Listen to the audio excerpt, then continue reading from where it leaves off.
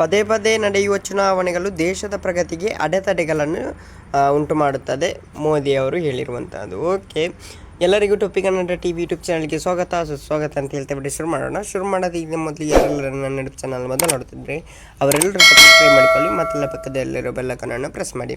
ಪದೇ ಪದೇ ನಡೆಯುವ ಚುನಾವಣೆಗಳು ದೇಶದ ಪ್ರಗತಿಗೆ ಅಡೆತಡೆಗಳನ್ನು ಉಂಟು ಮಾಡುತ್ತದೆ ಎಂದು ಪ್ರಧಾನಿ ನರೇಂದ್ರ ಮೋದಿ ಅವರು ಹೇಳಿದ್ದಾರೆ. 78ನೇ ಸ್ವಾತಂತ್ರ್ಯ ದಿನದ ಅಂಗವಾಗಿ ಕೆಂಪುಕೋಟೆಯಲ್ಲಿ ಮಾಡಿದ ಭಾಷಣದ ಸಂದರ್ಭದಲ್ಲಿ ಈ ವಿಚಾರವನ್ನು ಉಲ್ಲೇಖಿಸಿದ್ದಾರೆ.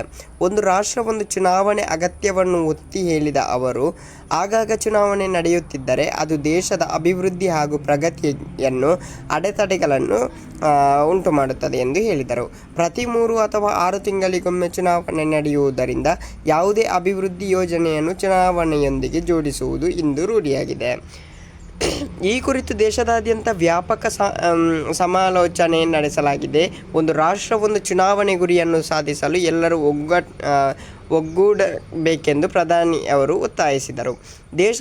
ದೇಶದಾದ್ಯಂತ ಏಕಕಾಲದಲ್ಲಿ ಚುನಾವಣೆಗಳನ್ನು ನಡೆಸುವುದು ರಾಜಕೀಯ ಸ್ಥಿರತೆ ಮತ್ತು ಆಡಳಿತಾತ್ಮಕ ಪರಿಣಾಮಕಾರಿತ್ವವನ್ನು ಹೆಚ್ಚಿಸುತ್ತದೆ ಎಂದು ಹೇಳಿದರು.